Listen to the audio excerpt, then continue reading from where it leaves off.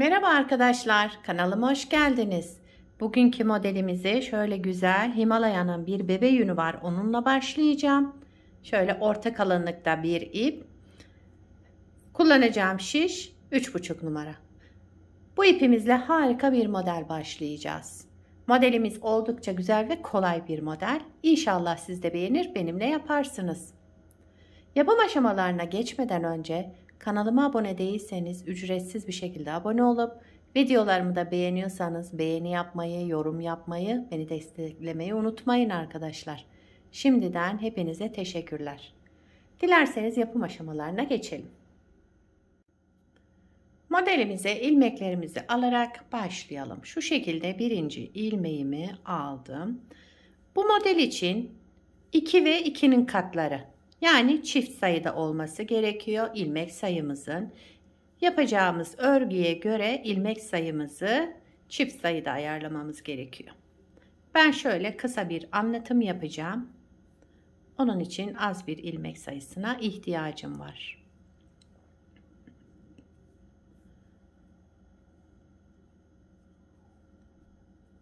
Evet, şöyle hemen sayalım. 2, 4, 6, 8, 10, 12, 14, 16, 17, bir ilmek daha aldım. Şu anda toplamda 18 ilmeğim var şişimde. 18 ilmekle modelimi kurmaya başlayacağım. Daha öncesinde bir haroşa lastik yapacağım arkadaşlar ben. Siz de istediğiniz lastiği yapabilirsiniz. Ben şöyle birkaç sıra haroşa olarak öreceğim. Ben düz olarak örüyorum haroşalarımı. Düz örerek yapıyorum. Siz eliniz nasıl alıştıysa yani ters de örebilirsiniz. Sonuçta aynı şey çıkacak ortaya. Şöyle sıramızı tamamlıyoruz düz örerek.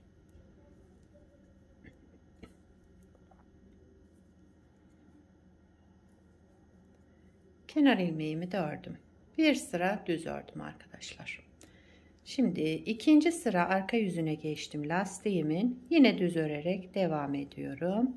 Bütün ilmeklerimi düz örüyorum.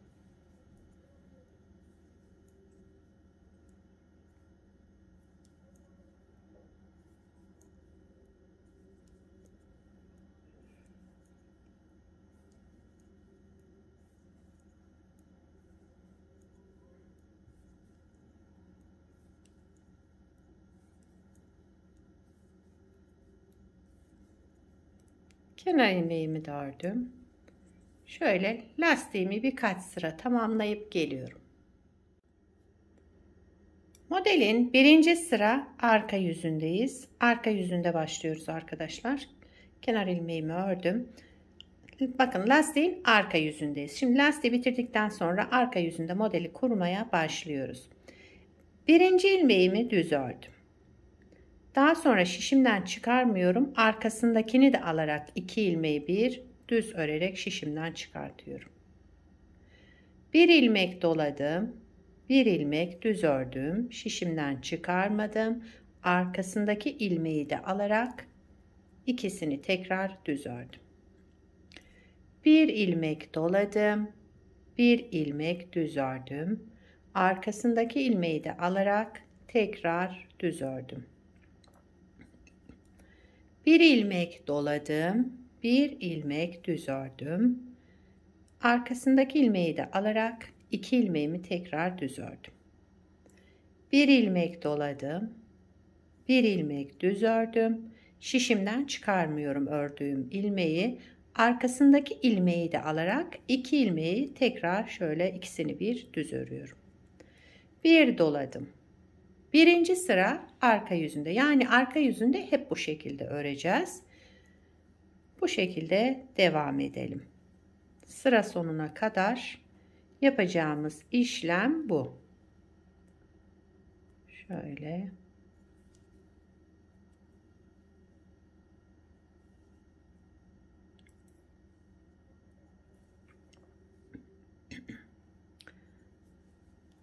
Evet.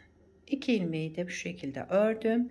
Bir kez doladım. Sıra başında burada artırma yapmamıştık, dolamamıştık. Sıra sonunda şu artırmamızı unutmayalım. Kenar ilmeğimizi daha sonra örelim. Arka yüzünde hep bu işlemleri yapacağız. Ön yüzüne geçtik örgümüz. 2 sıradan oluşmakta modelimiz. Şimdi ön yüzünde de hep bu işlemleri yapacağız. Kenar ilmeğimi örmeden aldım. Önde ajurum var. Bakın ajurlu ilmeğim. Onu ve arkasındaki ilmeğin birini alarak düz örüyorum. 2 ilmeği düz ördüm. Tek ilmek çıkardım yani. Arkasındaki ilmeği de ters örüyorum. Yine düz öreceğim. Bu ajurlu ve arkasındaki ilmeği alarak ikisini bir topladım. Şöyle düz ördüm. Tek ilmek çıkardım. Sıradaki ilmeğimi ters ördüm. Yani bir düzlerimiz önde ajurlu ilmeğimiz, diğeri arkasındaki ilmeği de alarak ikisini birlikte örüyoruz düz olarak. Bir ters. Ajur ve arkasındakini aldım. Düz ördüm. Tek ilmek çıkarttım. Sıradaki ilmeğimi ters ördüm. Modelimiz bu kadar arkadaşlar. Hep bu 2 sıranın tekrarını yapacağız. Gördüğünüz gibi çok kolay. Yeni öğrenenlerin bile kolaylıkla yapabileceği bir model. 2 ilmeği bir aldım, düz ördüm. Arkasındaki ilmeğimi de ters ördüm. Bakın şu şekilde ajur ve arkasındaki ilmeğimi aldım. İkisini birlikte düz ördüm. Tek ilmeğe düşürdüm. Bir ters ilmek ördüm. Daha sonra kenar ilmeğimi ördüm. Ön yüzünde de bu işlemleri yapıyoruz. Modeli bir kez kurmuş olduk ama pek bir şey anlaşılmıyor ilk model kurulumunda. Model ilerledikçe kendini gösterecek harika bir model. Bir kez daha kuralım isterseniz. Modelin birinci sıra arka yüzündeyiz. Yani arka yüzünde hep bu işlemleri yapacağız. Kenar ilmeğimi örmeden aldım. Sıradaki ilmeğimi düz örüyorum. Bir kez düz ördüm. Şişimden çıkarmıyorum. Arkasındaki ilmeği de alarak tekrar ikisini düz ördüm ve şişimden çıkardım. Bir ilmek doladım. Bir ilmek düz ördüm. Arkasındaki ilmeği de alarak şişimden çıkarmıyorum. 2 ilmeği topladım tekrar düz örerek. Bir doladım. Arada şu artırmaları unutmayalım. Bakın şu düz ilmeği düz olarak örüyoruz. Şişimizden çıkarmıyoruz. Arkasındaki ilmeği de alarak ikisini bir düz ördüm. Bir doladım. Bir ilmek düz ördüm. Şişimden çıkarmadım. Arkasındakini de aldım. İkisini bir tekrar düz olarak ördüm. Bir doladım. Bir ilmek düz ördüm. Şişimden çıkarmadım. Ördüğüm ilmek ve arkasındakini de alarak bir kez daha düz ördüm. Ve şişimden çıkardım. Bir doladım. Bir düz ördüm. Şişimden çıkarmadım. Ördüğüm ilmek ve arkasındaki ilmeği de alarak ikisini tekrar düz ördüm. Bir doladım. Modelin arka yüzünde bu şekilde devam ediyoruz arkadaşlar. Arka yüzünde yapacağımız işlem bu. Başka işlem yapmıyoruz. Bir doladım. Bir ilmek düz ördüm. Arkasındakini de alarak tekrar 2 ilmeği düz ördüm. Şişimden çıkardım. Sıra başında artırma yapmamıştık. Sıra sonunda bir kez artırıyorum. Şöyle doladım. Daha sonra kenar ilmeğini ördüm. Bunu unutmayalım. Evet. Modeli arka yüzünde bu şekilde uyguladık. Ön yüzüne geçtik. Kenar ilmeğimi örmeden aldım. Kenar ilmeğinden sonraki ilmeğim, bakın bu ajurlu ilmeğim. Ajurlu ilmeğim ve arkasındaki ilmeği ikisini bir ördüm düz olarak, tek ilmeğe düşürdüm. Yani 2 ilmeği tek ilmek olarak ördüm. Arkasındaki ilmeği de ters ördüm. Yani bir ters bir düz örüyoruz ama önde ajurlu ilmeğim, arkadaki diğer ilmeği de alarak düzümüzü bu şekilde yapıyoruz. Sıradaki ilmeğimizi de ters örüyoruz.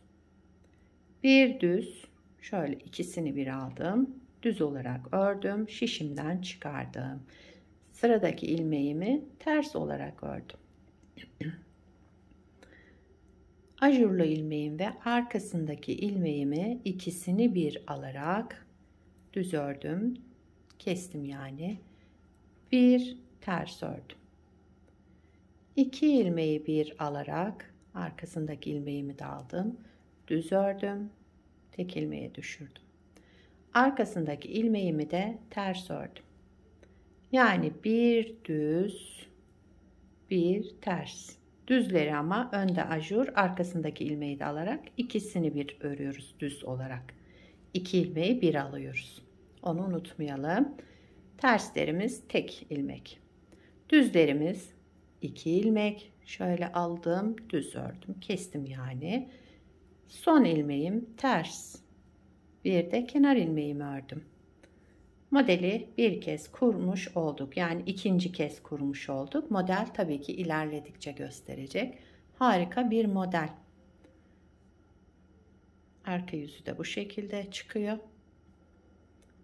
2 sıradan oluşan bir model. İlmek sayımız da 2 ve 2'nin katları, yani çift sayıda olması gerekiyor. Bir parçada daha önce örmüştüm. Şöyle ilerlemiş halini göstermek için. Bakın modelimizin ilerlemiş hali de böyle. Bakın ne kadar güzel değil mi? Şöyle görüntüsü.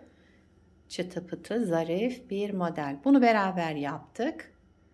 Haroşa lastik üzerine başladık beraber yaptığımızı.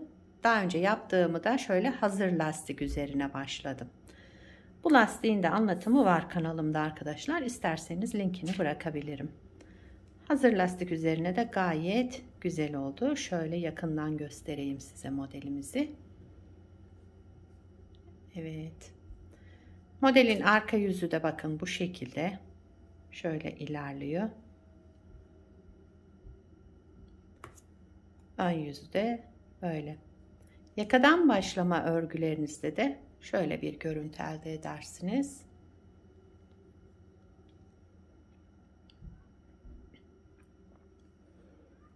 Evet, bugünkü modelimiz de buydu. Gayet güzel, kolay ve şöyle çıtı pıtı harika bir model.